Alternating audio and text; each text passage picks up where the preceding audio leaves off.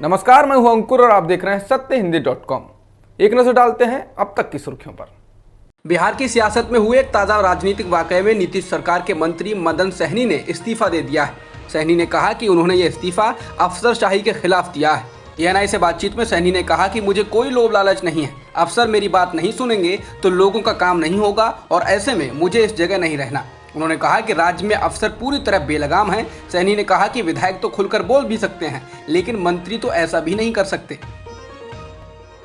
नीतीश सरकार से इस्तीफा देने वाले मंत्री मदन सहनी के आरोपों का हिंदुस्तानी अवाम मोर्चा के अध्यक्ष जीतन राम मांझी ने समर्थन किया है। मांझी ने कहा, ये बात सच है कि कई प्रशासनिक अफसर नेताओं की बात को अहमियत नहीं देते हैं। उन्होंने कहा कि वह इस मुद्दे को विधायकों की एक बैठक में उठा भी चुके हैं। मंत्री पद से मदन सहनी के इस्तीफे के बाद बिहार विधानसभा में प्रतिपक्ष के नेता तेजस्वी यादव ने कहा कि बिहार में पूरी तरह अफसरशाही चालू है और जब मंत्री की बात नहीं सुनी जा रही है तो आम आदमी की बात क्या सुनी जाएगी। आरजेडी नेता तेजस्वी ने कहा कि इस गिरी हुई सरकार का गिरना तय है और मुख्यमंत्री नीतीश कुमार भ्रष्टाचार के भीष्म पितामह हैं। मदन सहनी के इस्तीफे को जेडीयू के लिए झटका माना जा सकता है, क्योंकि सहनी पार्टी के बड़े ओबीसी चेहरे हैं और जब जेडीयू के ही मंत्री अफसरों पर उनकी बात ना सुनने के आरोप लगा रहे हैं तो यह वाकई बेहद गंभीर मसला है।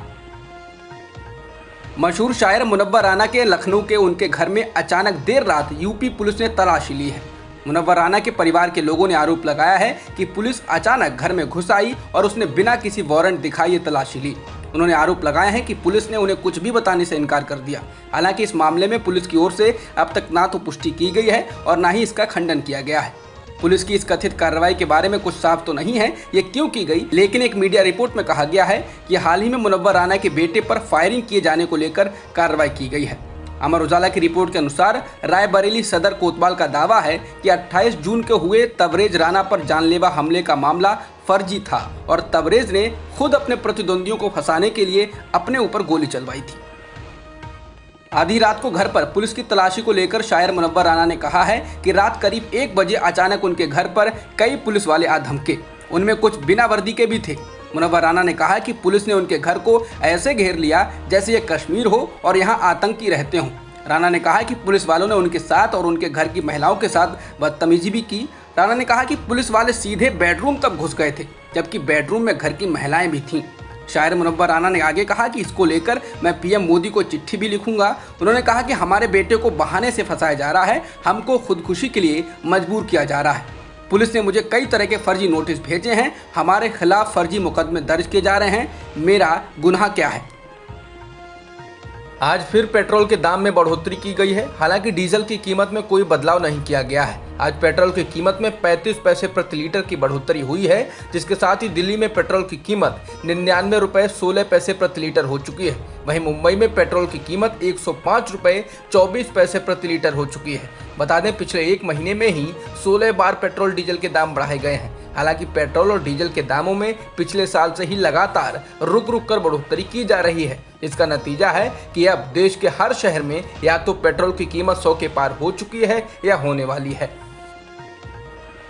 गाजीपुर बॉर्डर पर बुधवार को किसानों के साथ झड़प के लिए उत्तर प्रदेश पुलिस ने अब भारतीय जनता पार्टी के अज्ञात कार्यकर्ताओं के खिलाफ एफआईआर दर्ज की है। भारतीय किसान यूनियन के सदस्यों ने इसके लिए शिकायत दी थी। बता दें, इस घटना के एक दिन बाद ही यानी गुरुवार को दर्ज की गई एफआईआर में दंगा करने, जानबूझकर चोट पहुंचाने, आपराधिक धमकी देने आदि के आरोप लगाए गए हैं। वहीं किसान यूनियन से पहले बुधवार को ही झड़प के दिन बीजेपी नेता की शिकायत पर भारतीय किसान यूनियन के करीब 200 अज्ञात सदस्यों के खिलाफ एफआईआर दर्ज की गई थी।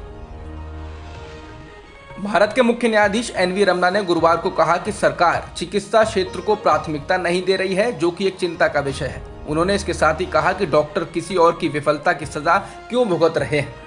वर्ल्ड डॉक्टर डे के मौके पर आयोजित एक कार्यक्रम में उन्होंने कहा कि चिकित्सा संस्थानों और सरकार की संबंधित एजेंसियों के प्रमुखों को आगे आकर इस विषय से संबंधित चिंताओं को दूर करना चाहिए।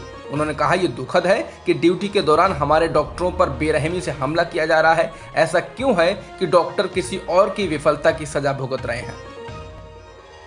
पंजाब में सीएम कैप्टन अमरिंदर सिंह के खिलाफ मोर्चा खोलने वाले नवजोत सिंह सिद्धू के प्रियंका गांधी और राहुल गांधी से मिलने के बाद ये कयास लगाए जा रहे हैं कि सिद्धू को पार्टी का प्रदेश अध्यक्ष बनाया जा सकता है।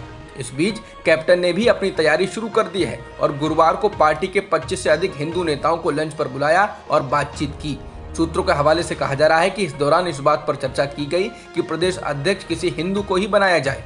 वहीं कैप्टन पार्टी आलाकमान को ये भी संकेत दे चुके हैं कि वो सिद्धू को राज्य कांग्रेस अध्यक्ष नियुक्त करने के पक्ष में नहीं है। कहा जा रहा है कि कैप्टन ने इस पद के लिए अपनी ओर से मनीष तिवारी और पीडब्ल्यूडी मंत्री विजय इंदर सिंगला का नाम बढ़ाया है। सूत्रों के अनुसार कहा जा रहा है कि लंच मीटिंग में नेताओं ने संकल्प लिया कि वे सिद्धू को प्रदेश कांग्रेस अध्यक्ष के रूप में स्वीकार नहीं करेंगे। हरियाणा के पूर्व मुख्यमंत्री ओम प्रकाश चौटाला आज तिहाड़ जेल से बाहर आ गए हैं। वो भ्रष्टाचार के मामले में 10 साल की सजा काट रहे थे। उनको शिक्षक भर्ती घोटाले में 2013 में 10 साल की सजा मिली थी। सजा में छूट के प्रावधान की वजह से उनकी सजा पूरी हो गई है। 5 बार विधायक रह चुके चौटाला 1989 में हरियाणा के मुख्यमंत्री बने थे।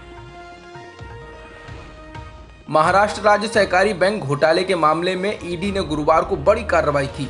ईडी ने महाराष्ट्र के उप मुख्यमंत्री अजित पवार की 65 करोड़ रुपए की संपत्तियों को जब्त कर लिया है। इन संपत्तियों में जमीन, इमारत, सतारा में लगी सहकारी शुगर मिल शामिल है। अब ये संपत्तियां गुरु कमोडिटी सर्विस प्राइवेट लिमिटेड के नाम पर हैं और Jarandeshwar sugar mills private limited को पट्टे पर दी गई हैं। महाराष्ट्र में 2019 के विधानसभा चुनाव से ठीक पहले महाराष्ट्र राज्य सहकारी बैंक में हजारों करोड़ रुपए के इस घोटाले के मामले की काफी गूंज हुई थी। तब बॉम्बे हाईकोर्ट ने अजित पवार, पूर्व सांसद विजय सिंह मोहिते पाटिल, पूर्व सांसद आनंद राव अरसूल, शिवाजी राव नलावडे, दिलीप सोपल सहित 69 नेताओं के खिलाफ एफआईआर दर्ज करने का आदेश दिया था। भारत में पिछले एक दिन में 46,000 से अधिक कोरोना संक्रमण के नए मामले दर्ज किए गए हैं और 853 लोगों की जान गई है, जिसके साथ ही देश में अब मृतकों की संख्या 4 लाख के पार हो चुकी है और सक्रिय मामले 5,09,000 से अधिक हैं। अब तक की खबरों में इतना ही। बाकी खबरों के लिए बने रहिए सत्यहिंदी.com के साथ। सत्य हिंदी का ऐप डाउनलोड करें गूगल प्ले स्टोर पर।